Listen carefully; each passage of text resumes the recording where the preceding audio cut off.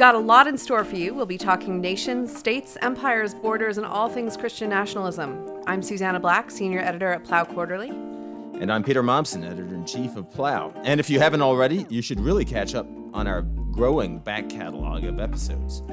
Christian nationalism, the good, the bad, and the ugly. What do we mean when we talk about Christian nationalism? Well, one thing we mean by Christian nationalism is that we're talking about a term that lots of other people are talking about. And I'm not sure they're all talking about the same thing. Yeah. But there's been this huge spate of books, certainly since the election of Donald Trump. I'll put out a few. Taking America Back for God, Christian Nationalism in the United States. The Power Worshippers, Inside the Dangerous Rise of Religious Nationalism. Jesus and John Wayne, How White Evangelicals Corrupted a Faith and Fractured a Nation, by Kristen Cobas-Demez, which we've discussed on previous episodes of this podcast. But even going back, to the grand old days, the early aughts, those innocent days, 2006, Michelle Goldberg, the New York Times columnist, published a book, Kingdom Coming, The Rise of Christian Nationalism. This is something that people have been talking about for a while, and that's just in the U.S. context. Of course, there are Christian nationalisms in other places, too. Most recently, there's been little upticks of debate about the Christian nationalism represented by a figure like Viktor Orban in Hungary. So one thing we're talking about with Christian nationalism is just a thing that lots of other people are talking about. Right. Why are they talking about it? I'm not sure that they know what they're talking about. I think they're talking about it because there is it's a lot of people who are writing from the outside, who are not themselves obviously Christian nationalists, who are seeing something that feels scary to them and is in many cases actually genuinely scary. And they're trying to describe what it is that they're seeing. A lot of times, this is not the case with all of the books that you mentioned, but a lot of times there's a deep lack of sympathy for Christianity as a potential positive thing in the world. And in some cases, a deep lack of sympathy for nations as a potential positive thing in the world. And I sort of share that when it comes to questions of the nation state, although I'm ambiguous. But one of the things that these books never seem to ask, because that's sometimes not what they're aimed at doing, is what is the alternative to this? What is the good that this might be a distortion of? Or is there a good that this is a distortion of? Should church and state, in the way that we can now think of them, always and forever be completely separate? And what does that even mean? So I think, but without getting into careful definitions yet, and we should do that, what I think a lot of people mean right now when they hear the word Christian nationalism is white people marching into the Capitol with Confederate flags and crosses on January 6th and doing what they did. Showing that we own this nation, not those other people, as variously defined. Christian nationalism as a kind of tribal, ethnic identity. And I think that's actually pretty accurate to talk about that as a thing that has infected U.S. Christianity. And I kind of think we should stipulate right at the beginning of this, Susannah, it's not really useful for us to talk about anything outside of the United States right now, because I think there are Christian nationalisms that may have similarities to the U.S. Elsewhere, but that thing that we're talking about right now is something that is of most interest and concern in the United States. I would agree with you, except that I think that we also need to be able to look at maybe how this has worked out historically. And so to say America is the sort of the only thing to look at is actually one of the problems. And I think that being able to say America is a country like any other with, certain religions represented in its, makeup, can kind of dial down the temperature and also help us to be a little bit more clear-headed when we're thinking about like what's good, what's bad, like how bad is this? What exactly makes it bad? Is there a good version? So we don't need to talk about other manifestations of Christian nationalism across the world, right? In this day and age. But I do think we need to be able to push outside the boundaries of America a little bit. No, that's fair enough. I just want to make sure that all those French Christian nationalists and Brazilian Christian nationalists don't feel left out, and Ethiopian Christian nationalists don't call us up after this podcast and say you didn't talk about us. Fair. Or Canadian Christian nationalists, if they exist. I don't think they exist. In David Foster Wallace novels. Yeah, perhaps. There we go. So, American Christian nationalism. I mean, there's two pieces of this. There's the Christian and there's the nationalism. And it's only Christian in a pretty specific sense. It is. So, we talked about January 6th. There are other sort of, I guess, I don't know, like symptoms of this. Joe Biden most recently quoted, I think, the prophet Isaiah, "Here I am, Lord, send me," and put those words into the mouths of the U.S. military. When evil is roaming the world, the U.S. military has always said, "Here I am, Lord, send me." I'm not 100% sure that I would describe the work of the U.S. military in all of its activities around the world as necessarily the work of the Lord, although the soldiers themselves, I think there's great honor and service. Sort of on a kind of more statistical level, half of all white American evangelicals and 1/4 of all Americans of all stripes believe that the founding documents of America, the Declaration of Independence and the Constitution, are inspired by God. Inerrant. And yeah. And there's that's pretty nuts. I mean, that is obviously one could imagine divine inspiration in a number of ways. There are certain poems that you might say are divinely inspired, but I think people mean something more sort of heavier than that. They tend to think of America as maybe in some sense God's unique protagonist in the world, in the way that Israel was in the Old Testament, and in a way that I really think only the church can be said to be now. And what America does, for good or for ill, will be looked at by God and judged by God in the way that God was sort of keeping his eye on what Israel did, for good or for ill, in the Old Testament. And that I think, if you believe that to a really substantial degree, that excludes that being the case for other countries, you are pushing into something that's probably a technical heresy. So there is a batch of people who really believe that. I do not think that they tend to be people who have the best theology in all respects. Why be concerned about this? Is this just a talking head problem? I mean, one reason a lot of the people wrote books about it, right, was to explain the rise of populism, of populist conservatism, and specifically of Donald Trump, right? And you have this big voting bloc that identifies as Christian evangelicals who do things like, vote for hard border policies and I guess prayer in schools, and who kind of use this symbolism of Christianity as tribal mascots, right? Crosses and 10 Commandments and such like, right?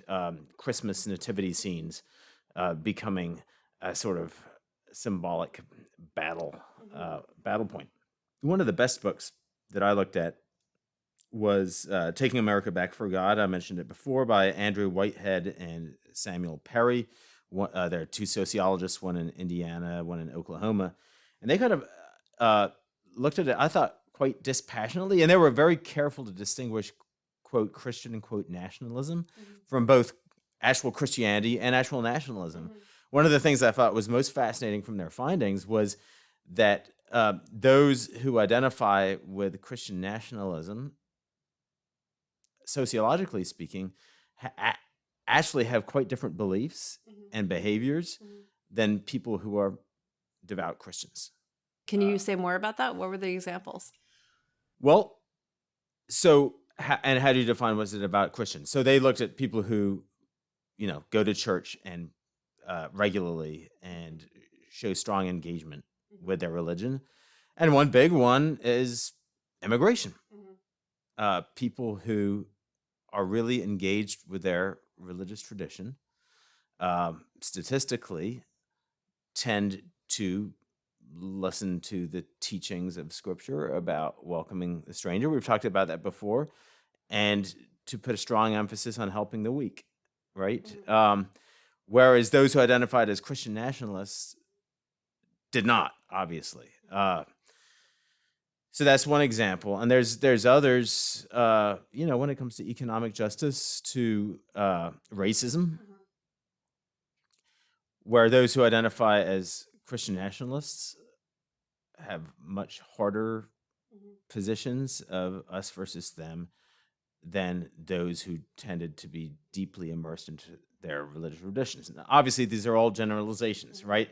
But they were able, as sociologists, to see a statistically significant difference in behavior. And I think that's really interesting because it helps bring out what you were just saying, Susannah, from a theological point of view, that the kind of Christianity that is forming a part of this Christian nationalism, American Christian nationalism, is really not a question of, am I theologically orthodox and am I deeply invested in my faith? But it's more using Christianity as an identifier, as an us versus them demarcator of the in-group versus the out-group. And they say, actually, Whitehead and Perry, that this word Christian in this context is increasingly being used as a kind of code word for white people like us. We've used the word Christendom positively in the past, and I think of it positively. I think it's a good thing. But there are definitely some places, especially in the sort of depths of the internet, where Christendom and Christianity, you start to sort of have the sense that this means something like the folk religion of white people. And I think that there's an element of that happens in the US as well, although I also think it's a lot more complicated than that, because I imagine that you would be able to find at least some Black people who have sort of some of the beliefs of Christian nationalism as they've defined it. Yeah, so, and then how do you exactly define that, right? So these two sociologists looked at 6 kind of indicators. I thought it might be fun to do this. Everyone loves a survey, right? Okay. So one is the statement, and they picked these because there's been good testing by the Baylor Religion Survey on these questions. So there's data. Okay. One is the federal government should declare the United States a Christian nation. Okay. Second, the federal government should advocate Christian values. Third, the federal government should not enforce the strict separation of church and state. The federal government should allow religious symbols in public spaces. 5, the success of the United States is part of God's plan. That's where the nationalism come in. And 6, the federal government should allow prayer in public schools. And I just laughed when I looked at this list because and it turns out most Americans are all over the map with this. And there's actually only, I believe, if you divide people up by strongly agree to, somewhat agree to strongly disagree, that whole thing, only 7% of the population strongly disagrees with all 6 of those propositions, and only 1% of the population strongly agrees with all 6 of those. So I guess that puts me, and I don't know about you, maybe you belong to the elect 1 or 7%, somewhere in the middle. Yeah, I'm somewhere in the middle. And I also think that Abraham Lincoln would have said yes to each of these propositions. Yeah, and I wonder about Dr. King. So there we come to it. Yeah. Now I have to say, and I don't think we need to feel constrained by the definitions that these 2 authors used, but they specifically discuss Dr. King and the use of the civil rights movement of Christian language and a language of a Christian nation in the service of the prophet's call to justice, and peace and mercy. Mm-hmm. So, in a way, careful sociologists as they are, they've also, though, gone about defining their terms in such a way that Christian nationalism is all the bad things, and everything else doesn't go under that name. And I'm not wondering if that's actually, though, a little bit too convenient for their argument. Well, I mean, I'm an annoying Aristotelian, and so I'm like, what is the good thing that this is a bad version of? Like, if January, I think we can fairly say January 6th was a bad version, or was a bad thing. Or even more, maybe even more specifically, let's go back a little bit. Let's say the Ku Klux Klan defending white Christian America against godless, Jews, Catholics, and black people was a bad thing. Yes. But it was Christian in a sense that they claimed the language and history of Christianity. Right. They were the knights, right? And it was sort of nationalistic in the sense that they believed that there was something God ordained about the particular political and social order, the horrible, unjust political and social order of Jim Crow that they were defending. So that would be fairly called Christian nationalism. That would be called a Christian nationalism. I think that I think you've sort of, to a certain degree, answered your own question. That is a bad thing. That is a Christian nationalism. That does not answer the question of whether there are good things that are Christian nationalisms. Mm-hmm. And, I think that you could very easily argue that Dr. King was a good thing. That was a Christian nationalism. And right, because again, I have no idea whether Dr. King would have said that the United States should be declared a Christian nation. However, in his speeches, he certainly spoke of it in terms that edge right up to there. Mm-hmm. The federal government should advocate Christian values. Well, depending on what those values are, but if you're talking about justice, mercy, peace, care for the vulnerable, that those are all things that, yes, the federal government should advocate.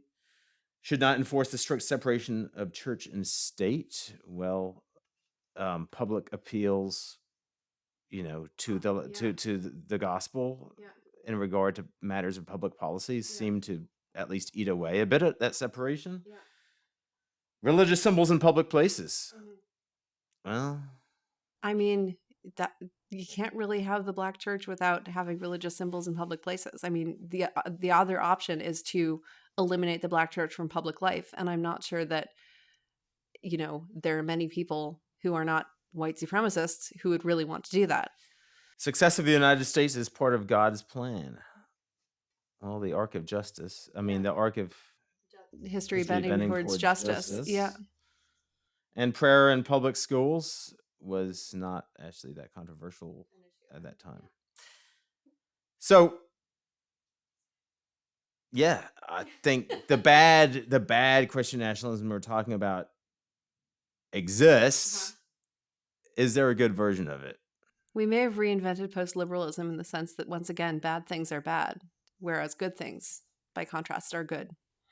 Okay, so what's the good form of this? And here, I also thought in Whitehead and Perry's book, they usefully distinguished between Christian nationalism and what used to be called the theocrats. If you remember back to the early years of the Bush administration, in our extreme youth, yes, there was much talk of theocracy, and he says, this is really a different thing. Yeah. Christian nationalists. It's much more populist, for one thing. Mm-hmm. And they're not actually saying that all aspects of Orthodox Christianity should apply to public policy, because they're specifically carving out huge exceptions for serial adulterers and abusers to hold the highest office of the land. Yeah. They're rather saying we need champions who fight for our group, right? Which we are using Christianity as a bit of a badge of. That, however, this whole terminology seems to confuse, right? Because good secular liberals can say, oh, Christian nationalism, how horrible, and would that throw out both the supposed theocrats and, whether you like them or not, and the super bad, populists and Ku Klux Klan descendants, and potentially a whole bunch of other people too, like the whole abolitionist movement and the early suffragists and uh, the people who fought for the rights of those with disabilities and those who fought the eugenicists and all kinds of other people also go in that pile. Yeah. And before you sort of come around and say, yes, but also people who, called themselves Christians were advocating for eugenics, although much, much fewer than them were fighting it, and were advocating for slavery as well as advocating for its abolition. Yes, once again, good things are good, whereas bad things are bad. And you can't use the fact of, corruption to dismiss the good. Having kind of done this, apparently you and I agree a little bit on defending some things that could be called Christian nationalism. Let's talk about the cancer in American Christianity that fully deserves condemnation and opprobrium and opposition, both from outside the church, but then all the more so, there needs to be from within the church in the name of the gospel itself. Because this is, in fact, a heresy. Right. And the language of heresy can sound kind of theoretical, but it really hurts people. And it hurts a lot of people. It results in real pain. It results, in writing off the suffering of people in other countries who are affected by our military adventurism. You mentioned Joe Biden's, use of the prophet Isaiah's language to bless the actions of U.S. Marines in foreign countries that did not invite us. And the people who are hurt are also here. All those excluded from that folk religion, that white folk religion, that is defending itself, defending its own power and privileges within our society. Yeah. And that has deep and horrible roots in American Christianity that, should not and cannot be denied. And actually, one of the good things that's come out of the racial reckoning of the last 10 years is a greater appreciation for just how deeply rooted some of this stuff is in American Christianity. There's a reason that so many denominations split in the 1850s and 60s. I mean, I tend to think that the solution to bad theology is good theology, and the solution to bad practice is good practice. And I think that it's not a coincidence that the strongest kind of voice, at least in the 20th century, in favor of a kind of public Christianity and a public kind of sort of call to America to become a Christian nation in the best sense, was from the Black church. I think there's something particularly kind of appropriate given our history that was the case.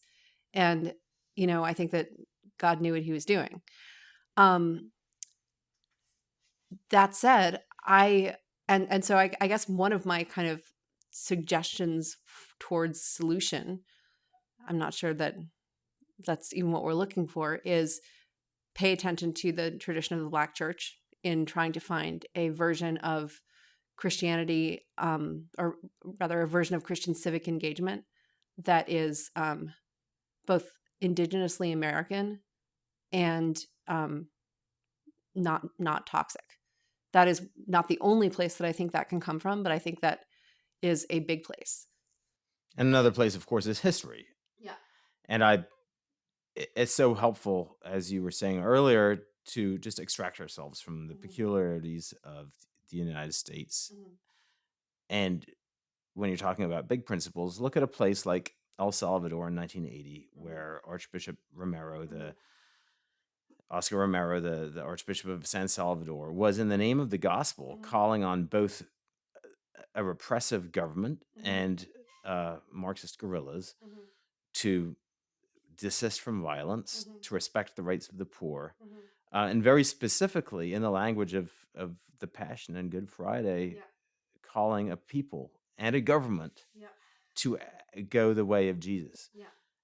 And if that's not an example of how, in the language here, a government should advocate Christian values, I don't know what is. And that is also, like, I've made the case that Oscar Romero is my kind of integralist. I think this is a version of Catholic integralism that actually shows the best of what it can be, in the sense that, and it also shows the kind of weird commonality that it can have even within the Anabaptist tradition. So what Romero was a bishop. He was the archbishop. He understood all of El Salvador to be, he understood El Salvador to be a Catholic country. He understood the people that he was speaking to, both the perpetrators and the victims, as being his sheep, some of whom were acting like wolves towards the others. And, with the authority that he had as an archbishop, he was commanding them, and he used the language of command to act like Jesus towards each other, because that is the way of Christians. That is the way of the gospel. And this is, a huge violation of the separation of church and state. Enormous. There's no way that this would be a kind of safe, secularized thing to do.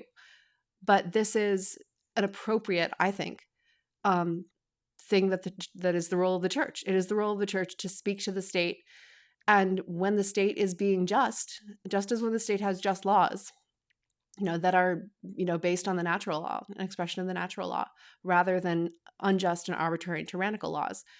What the state ought to do when the church and her ministers command it in the name of Christ, and command it correctly in the name of Christ, is to obey. Because that's kind of what we all need to do when God commands us, and when people command us to act towards each other as Jesus would have us act. And that seems unambiguous to me. So have we just identified the good form of Christian nationalism? Yeah, Romero integralism. Okay, I think we're agreed on that. Yeah, okay. We're delighted to be joined today by Dr. Russell Moore, a public theologian with Christianity Today, worked a long time with the Southern Baptist Convention, and he's given us a piece, Integrity and the Future of the Church. Why are so many young Christians losing faith? This is actually based on a talk that Dr. Moore gave here in Foxville Bruderhof in August at a Plough event there, and it was, really electrifying. It was great to be with you all at the Writers' Weekend. It was a really spiritually enlivening sort of weekend for me, several days for me. The main point of that piece is really coming out of a conversation that I'm having multiple times a day, either with somebody who is concerned about people in their own church who are walking away, or even more often, people who are right at the edge of walking away. So they don't want to. And in some ways, it's almost like Simon Peter in John 6. Do you also want to go away? To whom shall I go? I mean, it's that sort of tension that's taking place in order to explain why is that happening, and how do we address that? And particularly because what I see happening is different than what I would have been dealing with, say, 10 years ago, where usually if someone, and this happened several times when I was in theological education, there would be a ministry student who would come in and say, I've lost my faith. I'm an atheist now, or I'm almost an atheist now. And what I would always, almost always find is that there really wasn't a cognitive or a theological sort of move. It was somebody usually involved in something that was bothering his or her conscience and trying to find a way to adjust the conscience, and they lose their faith in that. That's not what I see happening very much right now. Instead, the people that are walking away from the church aren't the people who are saying, I just, I'm just too educated to believe that dead people come back to life, or that virgins get pregnant, or something like that, that you might have heard in the 20th century quite a bit. And nor is it people who are saying, I think that the church's moral standards are too high and too rigid, and I want to prodigal son go off to the far country and live my life in riotous living. That's usually not what's happening. Instead, you have people who often are wanting to walk away because they believe in the moral integrity of the Christian faith, and they don't believe the church does. So they start to see the church as something that's just another marketing scheme or just another mobilizing mechanism for something else. And so I've been especially concerned about this as somebody who went through all that as a teenager in a sort of different Bible Belt ecosystem, but really the same thing. And so I'm really burdened when I look around and I see people who are having that same sort of struggle, and maybe they don't have the kind of support system that I had to bring me through it.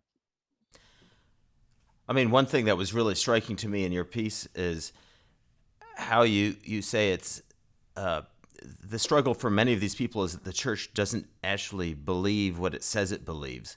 Could you break that down a little? In what sense does the church not believe what it claims to believe? Well, I think it's not the typical problem, which is, well, there are hypocrites in the church. I mean, people have been saying that all the way back to John Chrysostom and before. That has always been a struggle for people. And so it's not, I think, that people are falling short of the ideal. I think it's instead a bigger fear, which is that what if the whole thing is just a way to gain some sort of social control? So if you look, for instance, at the aftermath of, say, Ireland and the sexual abuse revelations coming out of the Catholic Church there worldwide, but concentrated particularly in that way in Ireland. And what's the response? It's not so much that people are saying, well, we're disappointed in our leaders for being hypocrites. It's that they're saying, what is this? It's that less that they're saying, I don't think the church is the force for good that I thought it was, as they're saying, maybe the church is actually a force for evil. And that's a very different thing. And it's very different from the sort of postmodernist relativist sorts of arguments that would have happened 15 years ago. Well, who's to say what's good and evil? Very few people saying that now. They're saying, well, we understand the difference between good and evil, and we think maybe you're evil. And not only that, we have the receipts for good evidence that you are. That's a different sort of reality. And what that leads to is, for some people, of course, it leads to a kind of smug, see, I told you that these people were awful. But for many other people, it leads to a sense of terror, because these are people who really have encountered something in the life of Jesus. And when they see this happening, it leads to a kind of almost existential crisis. This has been something that I was going back to your book from, 10 years ago onward, where you write about how the church, and you were writing specifically then about the Southern Baptist churches in the American South were becoming disestablished, where it was no longer necessary, for respectability to be a good churchgoer, and how that might free churches to be more faithful followers of Jesus. How does that? Is there any solution in that, or what are the solutions to this this problem? Well, there is an opportunity for freeing churches from a certain degree of cultural captivity when one removes the cultural cachet that comes with church membership, or even if someone's not affiliated in an everyday sort of way with the congregation, that they know what congregation to which they belong. I mean, that's been a long-standing aspect of of decreasing areas of American life, and the last gasp of that was the Bible Belt. I think the problem is And what I didn't really see coming when I was writing Onward is the fact that there is a kind of cultural Christianity that's very different from the old cultural Christianity, which was at least in some way embedded in membership. So what you have now is a kind of cultural Christianity that is almost completely disconnected from the church, from the community, in any way, and instead becomes a sort of tribal belonging that doesn't even need to have the pretense of being churched. So you can look at the sort of people who you can see it in Europe with Tobias Kramer, the researcher who's been working quite a bit on these Christian nationalist movements around the world. One of the things that he has noticed is you can go to someone in leading a protest in France under a Joan of Arc sign, or someone in the Netherlands with a huge cross. You go and talk to that person, and you find out this is an atheist, this is an agnostic. That's not what the cross or the Christian symbolism is about. It's a way of saying we're Christian, meaning we're German or we're Dutch or we're French, and we're not Muslim or we're not something else. And so that's the way that they're framing it. I think you see the same thing in a different sort of way in the United States context, where you can have people who not only don't go to church, don't have a church they would know to go to if they wanted to, but who are posting Christian memes on Facebook, because it's a kind of identity that is saying I'm not. It's not that I'm saying I'm affiliated with Jesus in a way that I'm taking up my cross and following him. It's that I'm saying I am not one of whoever the enemy is. And this is the way that I'm claiming it. So it's almost more of a way of saying in an American context, I'm a real American, and you're not. Or in a European context, to say we are the conservators of Western civilization, and Christianity is the way that we do it. So that's one of the shifts that I think we have seen happening over the past several years. So it's sort of Christianity as the folk religion of white people or Europeans in a certain way. Right. And with a focus on where is the enemy? And so in a Christian, historic Christian biblical view of reality, of course, the enemy, this would include the principalities and powers of this present darkness, as Paul says. It would include ourselves in need of dying to self and living to Christ. So you can't find this one group of flesh and blood people to say these are the people we're defining ourselves against. So what this does is to essentially secularize Christianity in very real ways, just as much as, say, the old Protestant liberalism would try to do. With, well, let's take the you think of the Jefferson Bible coming in and saying, let's take out the stuff that we find ridiculous, the miraculous, and we're left with what? The Sermon on the Mount, the ethical teachings of Jesus. Often you see sort of almost the reverse of that. It's just you're cutting out the Sermon on the Mount and leaving everything else because it's sort of a tribal identity marker. I mean, but it's the same impulse behind it, which is to secularize, to de-supernaturalize in ways that make Christianity something useful. And I think that's a temptation going all the way back throughout human history. There are always people who want to co-opt any religion.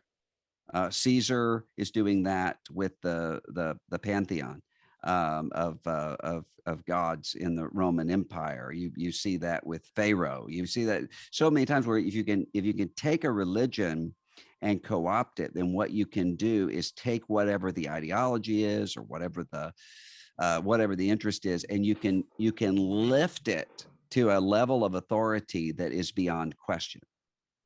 So that's always a pull.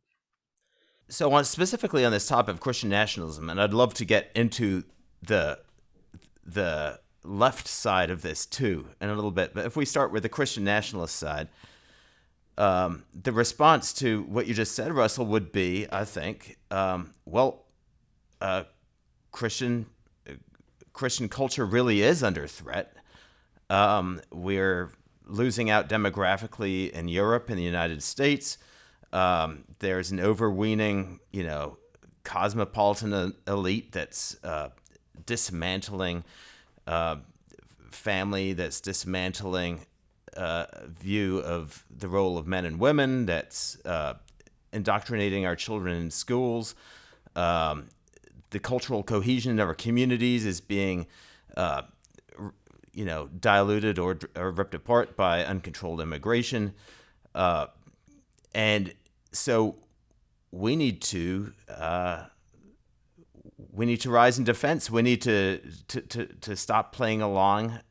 We've been, that there is a long tradition in Christianity of loving those who are close to you. I just read a review, actually, of Christine DeMay's book, Jesus and John Wayne, a critical one from a self-proclaimed Christian nationalist who, traces back to Aquinas and Augustine, the idea that we should love our countrymen in a particular way, and defending that Christian version of nationalism as something that's been in the tradition for a long time.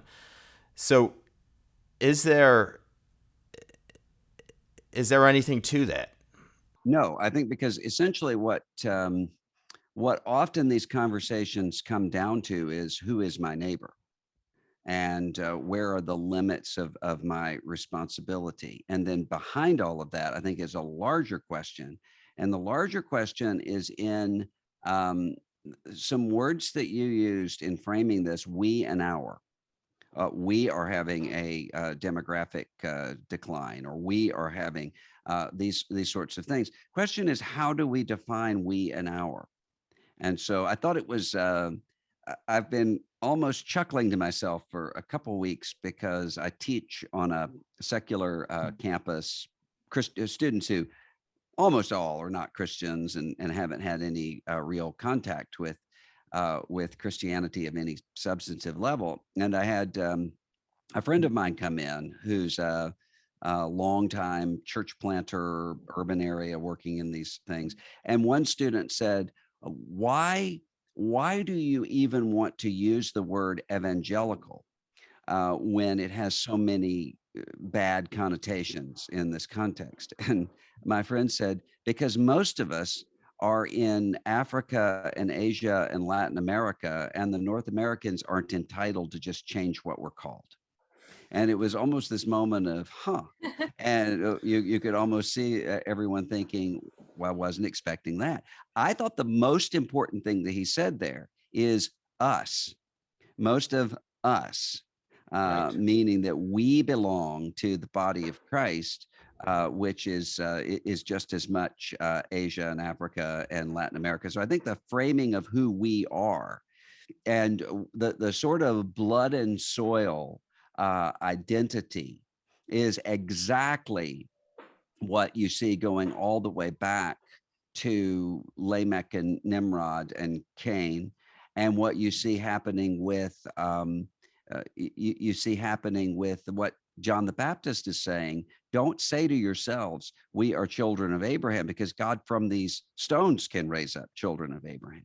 So that sense of seeing ourselves primarily according to the flesh and fleshly bloodlines, especially in terms of saying, who are the people who don't belong to us and therefore we have no responsibility for? That's, I think, not just dangerous. I think it's rooted in something that is anti-Christ. Well, and to be clear, I absolutely agree with that. And I'm not sure how effective my channeling of the imaginary Christian nationalist was. Susannah, how did I do? I think you did pretty well. So if that's not how we ought to be relating Christianity to the nation, and we can sort of like fold in all kinds of assumptions about, and the nation ought to be part of a sort of a political expression of the the ethnos or of the people. So if we're rejecting that, I guess my big kind of question for you is, so what is your political theology, in the sense that how ought Christians to be related to secular polities? How should we think about the church as a polity? And I feel like one way to sharpen that question is, so you wrote this piece for us back in 2015, where you were talking about the problem that James is addressing when he rebukes the churches by saying, for if a man wearing a gold ring and fine clothing comes into your assembly, and a poor man in shabby clothing comes in, you're nice to the rich man and you sort of treat the poor man badly. And you said something really kind of interesting and pretty cool, I thought. You said that the problem was not that those church leaders were too politically savvy, like, the church leaders, James was criticizing them for being too politically savvy, but that they weren't politically savvy enough because they didn't have the next trillion years in view. Yeah. And meanwhile, Paul later talks about the crucial importance of judgment in the church. We are to learn to conduct ourselves with justice, and our leaders need to be able to make just decisions about church discipline. And he says in this kind of exasperated way, don't you know that we are to judge angels? So those two rebukes, it seems to me, portray the church as a polity. I think the question is one of ordering and of priority. So look at the analogy, for instance, with the family. So you have these seemingly contradictory commands in Scripture to say, honor your father and mother. Jesus from the cross is handing over the care of his mother to John. Behold your mother, behold your son. Honor father and mother. And if someone does not hate father and mother, he cannot be my disciple. How do those two things fit together? Well, they fit together in terms of ordering and priority. So the only way that I can legitimately love family is by not having family in a sense of ultimacy, either in terms of my identity or in terms of the value of the other members of the family. And you can see that happening all the time with, for instance, a great deal of trouble that I find in marriages that are falling apart. Usually it's not because people have too low of a view of marriage. It's usually because they have a super high view of marriage, that this person is supposed to be my soulmate, is supposed to meet all of my needs. Everything is to be this vehicle for onward and upward self-realization, and no human being can meet that. And so then there is this sense of disappointment that turns to resentment. Or with children, when you have parents for whom their entire self-identity, the most important thing in their lives, would be their children, then you end up with a sense where the children are disappointments. Instead of, if the children are second in terms of one's place in Christ, and the marriage is second in terms of one's reality in Christ, you're actually free to love them in a way that's not possible when they become first. I think the same thing is true in terms of our embedded communities, whether local communities, national communities, national responsibilities. I have those responsibilities, but those have to be subordinate. And what's ultimate then shapes and forms the conscience as to what my actual responsibilities are. So just as with a family, you know how to, if your primary calling is following Christ and being shaped by the narrative of Scripture and the community of the church, you know how then to say, I have to drop my nets, Peter, James, John, and follow him, walk away from family in that sense in order to follow Christ. And I know when my responsibility is to even closer come in to my family responsibilities. Both of those things are true. And I think the same thing is true in terms of the nation. I'm able to love my country with a sense of patriotism because I have a sense of gratitude and because I don't expect the nation to meet my needs for identity. I expect the nation to do what the nation is designed to do. And that is not to give me a sense of ultimate belonging. It can't do that, and we already have a vehicle for doing that. So I think in terms of the polity of the church, it's not that you have a polity of the church, therefore not any other polity. Is that the church is the way, the outpost of the kingdom of God, where we are in a training pattern toward eternity with one another. That has implications for the way that we act in the outside world, because we're having consciences that are shaped to know how we use power responsibly, which is what I think when John is talking in Luke 3 to the tax collectors and to the soldiers, and they're saying, what do we now do? And he's giving to them directives as to how they are to act in terms of conscience. What he's not giving is a blueprint for the Roman military or for the Roman tax collection system. He's saying, you act in this way.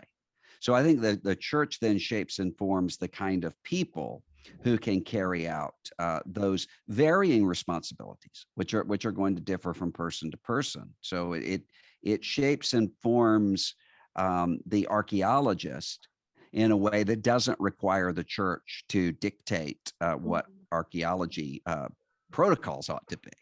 And the same thing, I think, often in terms of governance.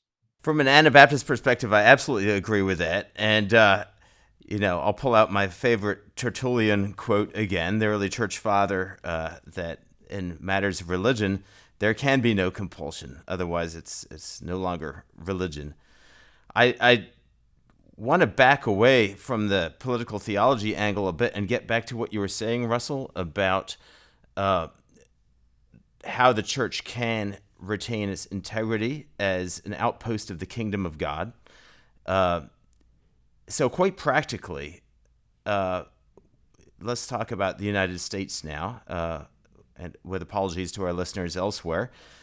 We have an American evangelical Christianity strongly identified with some of the very things that we're saying in this podcast are not truly Christian, that are a sham Christianity. How do we get back, right? And there's this fear too on the other side. We criticized, we've criticized Christian nationalism rightly today. That the corrective may be equally bad, right? That a accommodation to the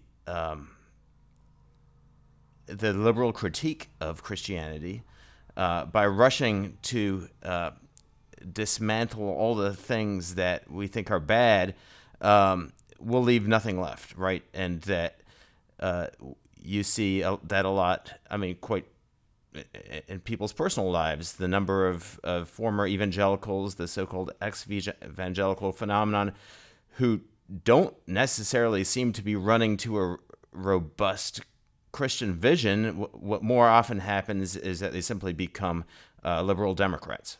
And so what is the path forward? I would argue a little bit with the framing of the question, because I don't think that what we're seeing are correctives to, as though these are opposite things.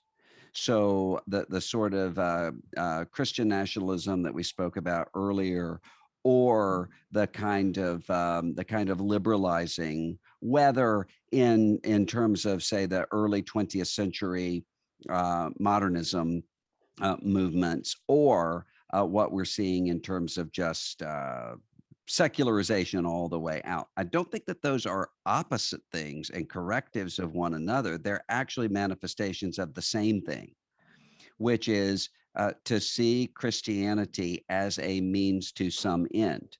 For some people, that end is going to be blood and soil identity. For some people, that end is going to be progress. and justice and those sorts of things. But the problem is that it is the end. So it takes me back to what J. Gresham Machen argued during the fundamentalist modernist controversy in his little book, Christianity and Liberalism, which is an unfortunate title just because liberalism means so many different things, especially in this context. But for him, the way he's defining it is Christianity as a useful means to get to some goal. So he would give the example of fighting communism. I would say, does Christianity contradict communism? Yes. Is a place where Christianity is thriving a place where communism is going to be under critique? Yes. But if Christianity becomes a means to fight communism, so, or as the early 20th century Protestant liberals would say, this is a way to civilize the world. Very colonialist sorts of interpretations coming from the left in the 20th century. You can have a Christian civilization, which is going to mean that people aren't going to fight with one another. They're going to have just labor systems and so forth. That's the point of Christianity. That's that. By the time you do that, you have something other than Christianity. And so the same thing tends to happen with whether on the left or the right. If you have someone who says, I mean, look at, for instance, John Shelby Spong, the notorious heretical Episcopal Bishop of Newark, died several weeks ago. One of the things that Spong would constantly say is Christianity has to change or die. And what he meant by change is to say, take out the offensive and scandalous parts of Christianity, which would be the supernatural, bodily resurrection, so, and then it would be the moral demands that are out of step with the ambient culture. You know, by the time you end with that project, you end up with almost nothing left. Well, what happens when people see that taking place? They know a couple of things. One of the things they know is that, okay, well, this actually is just a second step to wherever the culture is going at the moment. So why am I listening to you? Why don't I just listen to the culture and get a step ahead of you? And also the goals that you're putting forward Christianity as the way to solve, we can handle those things without giving up a Sunday morning. Okay, so that's happening on the left. The exact same thing is happening at this point on the right, because after a generation of Christianity, at least in many ways, presented as a way to get to family values or political triumph or any of these owning the libs, whatever it is, you have a generation understanding that they can get to those things without giving up a Sunday morning. So if you're looking, for instance, if you look at, you go to a typical college campus and you look at a 20-year-old leftist, very rarely are you going to find someone who is in the line of Walter Rauschenbusch and Harry Emerson Fosdick and John Shelby Spong. You're going to find people who are usually thoroughly secularized. And if you're talking to your typical 20-year-old on the right, you're going to find someone who is not being shaped and formed by Abraham Kuyper or even by Jerry Falwell, being shaped and formed by, say, Jordan Peterson, a Jungian, or even those figures who are maybe YouTube personalities or others who might be Christians in their personal lives, but that's not the mode by which they're speaking to these issues. They're doing it in a very different way. So it all is coming from, I think, the same place, and it's leading to the same place. So the contrast has to be with a Christian church that is doing a number of things. And I think the most important thing, and this, I said to someone just yesterday, because I had a Christian student on an elite very secular campus who said, I'm trying to figure out how to follow Christ here. And I said, what I'm about to say to you is going to sound like a Sunday school answer, but it's because I think Sunday school was right in this sense. And that is, there has to be an immersion in the storyline of Scripture, not just biblical literacy in terms of people knowing how to get around the Bible in order to make arguments, but a people who are actually able to see their own storylines. 1 Corinthians 10, this is who we are. So I can start to recognize I have seen these things before because I have been there as the people of God, in my story. So I think that's a key part of it, and not just in terms of individual private devotion, although that's certainly true also, but in terms of a church that is able to accomplish that, which means, and this is going to sound very Anglican, but I mean it more expansively than that. That means a recovering of liturgy, which is not just for high churchers, that's for low churchers too. And by that I mean a kind of rhythm of life within the community that is not just novelty, but is stability. And so when you have, in the church that I grew up in, one of the best things that happened in terms of shaping and forming people, and probably one of the reasons that I was able to make it through my teenage spiritual crisis, is that there was an ordering of life around, for instance, hymns, where there's a connection with a biblical story and with the broader community through hymnody and through the same hymns being sung, through the something as simple as a vacation Bible school for kids in the summer that had the same pattern every year, so that you're starting to see your life in terms of that pattern. When there are funerals, where, we were very low church Baptist, but everyone used the Book of Common Prayer for weddings and funerals, whether they knew it or not. And so when you're at a wedding, you're hearing the same vows that you took, and that that one day your children, by the grace of God, will be taking in that assembly. When you're at a funeral, you're hearing the same words at your father's funeral that you heard at your grandmother's funeral, and those will be the same words said at your funeral. I think that has a shaping power in understanding who we are. And then once we start to understand who we are, there can be a certain kind of distance from even all of these temporal good things that can enable us to actually carry those things out as Christians, so that you're able to have Acts 17, both Paul provoked internally because the city's filled with idols. He recognizes that. And the response is then to reason with them. Well, why? Because this isn't an existential threat to Paul. He's in grief about the situation of the people around him. So he's able to move. He doesn't go into what we often see, which is the exact reverse, which is to reason our way toward how to be provoked.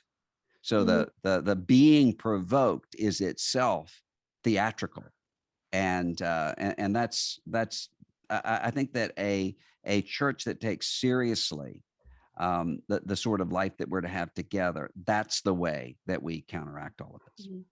So quite practically, how do those kinds of churches come to be in the United States in 2021? Well, they come to be by people, first of all, at the leadership level, intentionally knowing that that's what they're setting out to do. But then secondly, it happens by coming in and showing people, in many ways, you actually know how to do this. But you don't see how to do it in multiple areas, but there are always going to be some areas where you do. You actually do know how to do that. So for instance, sometimes I had someone say yesterday, I don't know what to do because our church is so divided politically. And I don't know what to do about that, because you can't even start to address it without the divisions becoming almost overwhelming. And I said, why don't you go in and show the people? I was familiar with this church, so I knew this was the case. Show the people how they actually do know how to do this when it comes to personal moral issues. So there are going to be some things where the scripture's clear, and they're going to say to one another, we're not going to just agree to disagree about child abuse. That's not going to be the case. But then there are going to be some other issues where we have principles that we're teaching, but they're going to apply in different ways. So parents, you have responsibility to your children. That doesn't answer whether or not your children should be in public schools or private schools or homeschools or what have you. And then there are going to be some things where Romans 14, we leave that to the individual conscience. You're not always going to get those distinctions right, but you have the categories there for that. Take that reality that they already know and show them how that actually does work in terms of these social identities as well, in a really similar way. And sometimes in a congregation, it works the reverse.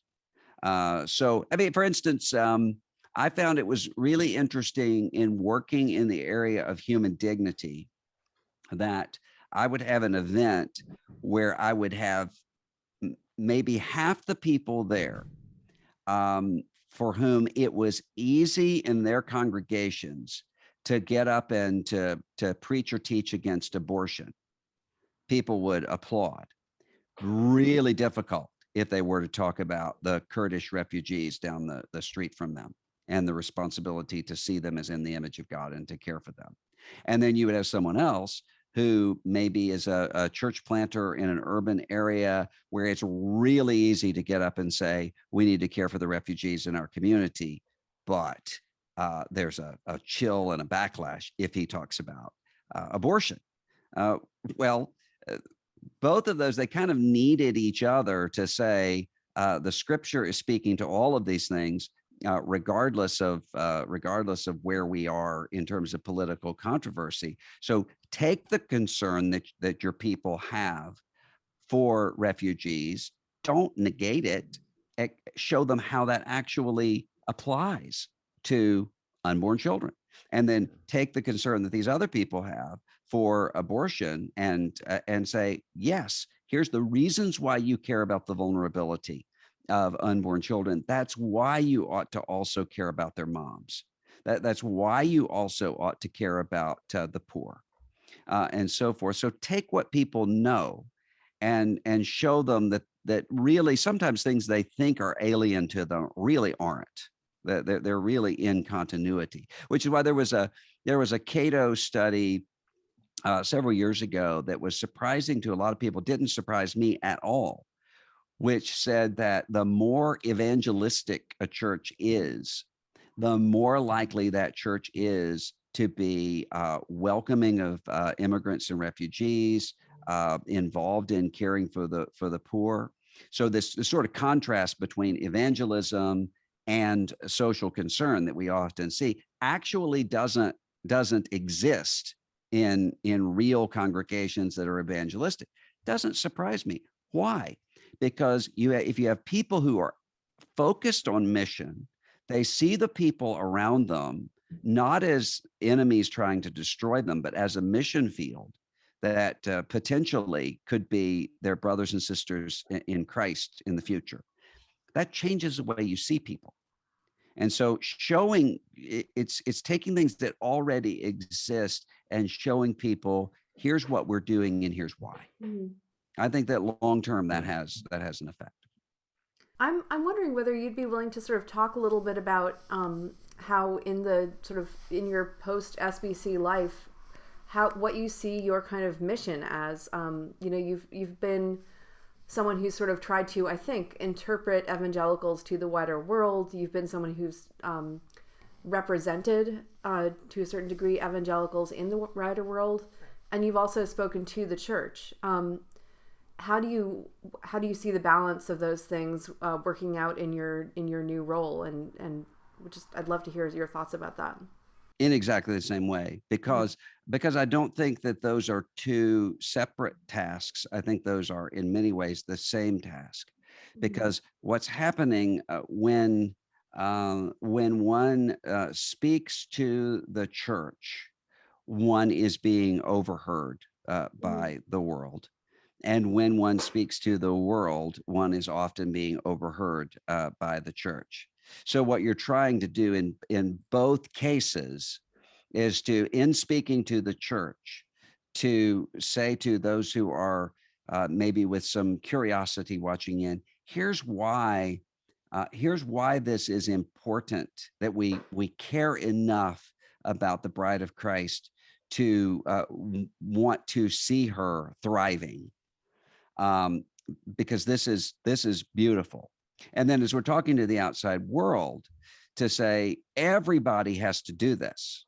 It's not just some people who sort of have to talk to the outside world. Everybody has to do it in their communities. They're speaking to people who don't understand them. And one of the big problems that I find is that there is this this mentality that sort of comes out of culture wars and comes out of a kind of apologetics that assumes that we're a beleaguered group of people who are hated by those around us, a kind of intimidation that comes, where Christians often think that their secular neighbors hate them in ways that simply aren't true. So, for instance, when I'm on secular college campuses, I am all the time, atheists come up. As recently as last night,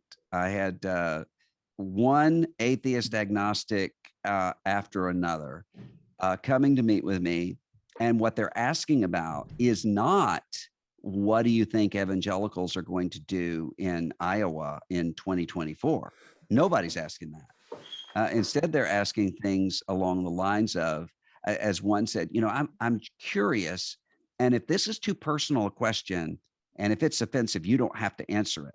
But in your view, how does a person get right with God? And this is somebody who isn't accustomed to having people, giving gospel tracts to them and talking. So it's not even as though they don't feel like they're going to, like, you're seeking out the pyramid scheme to say, can you tell me about your herbal supplements? It's a genuine curiosity to say, how does somebody think that way? And then the person right after to say, tell me about hell. Why do you all believe in hell, and what's hell like, and how does one avoid that in your view? Well, these are situations. They're not kind of Nicodemus situations where you have people who are at the point where they're in a state of kind of alarm about these things, but there's a genuine curiosity and openness to those things, precisely because they are so strange. And even when you have hostility that's coming, 99 times out of 100, you're dealing with somebody who has come out of a bad religious background, and that's what they're really speaking to. So if Christians don't understand that that often the sorts of things that you're saying, if you come into it with a defensiveness and a kind of hypervigilance and paranoia, you're actually not going to be able to make the connections with people that often they want. So I think that is a big obstacle for us right now. So Christian self-confidence. Yeah. Or confidence in the gospel, not in self. Yeah. Christian Christ confidence. And also to say, I think there's an assumption because we assume that people change through arguments, and because a lot of, just even in terms of kind of YouTube culture, even as it applies to Christians, it's a little clip of, watch this apologist own this agnostic student or knock down these Hindu arguments or whatever. When in reality, that's not how people change. And it can give people the false understanding that in order for me to bear witness with people who don't have any connection with this, I have to be an expert on every possible objection. And I can never say, I don't know the answer to that question. Well, what you end up doing, you end up filtering out only the people who think that they're experts in everything, which means you end up with what Kierkegaard said is geniuses instead of apostles. Rather than people who are carrying a message, you have people who are experts, and that's just not how the gospel proceeds. Thank you, Russell. This has been a wonderful conversation. Well, always good to be with Plough and with all of you. I'm grateful to have the conversation.